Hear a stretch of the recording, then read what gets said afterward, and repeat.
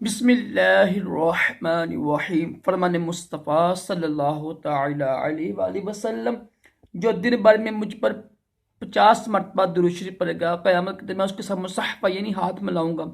सल्लु अला हबीब।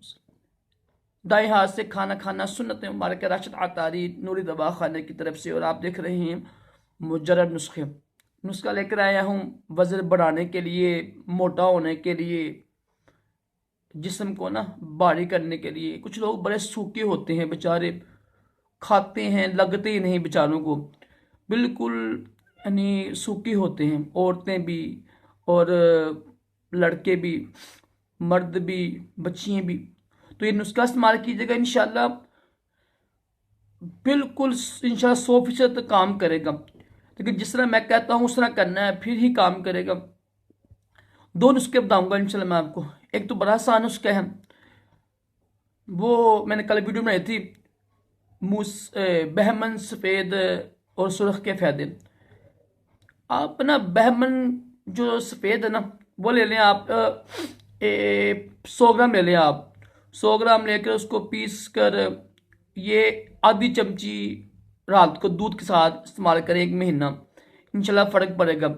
दूसरा नुस्खा ये है कि 50 ग्राम मीठे बादाम और 1 पाव 250 ग्राम सफ़ेद तिल ले लें, और 125 यानी आधा पाव नारियल गरी। अगर आपको शुगर नहीं है तो आधा पाव कूजा मिश्री। इन सब को ना आपने हामन दस्ते में यानी बारीक करना है। ग्रैंड होती है घर में, मशीन होती है या कोई ग्रैंड होती है, उसमें नहीं करना आपने, हामन दस्ते में होता है ना, वो बट्टा मारती हैं ऐसे, उसमें करना आपने बारीक, बिल्कुल बारीक करके ना, चाहे ना बारीक करें, उसमें बारीक करना आपने, मशीन में बारीक नहीं करना।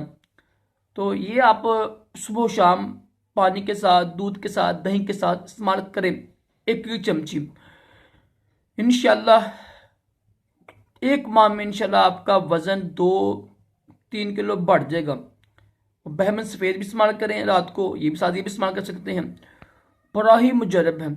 इंशाल्लाह अज़्ज़ व जल आप का वज़न, जिससे में चर्बी आएगी, ये था ना, मसलन कई लोग बड़े कमज़ोर होते हैं, बात समझ लग रही है मेरी, ये बड़े कमज़ोर होते हैं बेचारे, उनकी बॉडी ही बड़ी कमज़ोर होती है, तो उनके लिए नुस्खा ये इंशाल्लाह काम करेगा। अगर मशीन में बनाएंगे ना आप, ग्राइंड करेंगे, उसमें तो इतना फ़ायदा नहीं होता। अल्लाह पाक हम सबको भी तमाम जिस्मानी रूहानी बनाने से महफूज दोनों जहानों की भलाइयाँ अता करे। सल्लु अल हबीब सल्लल्लाहु अलैहि वसल्लम।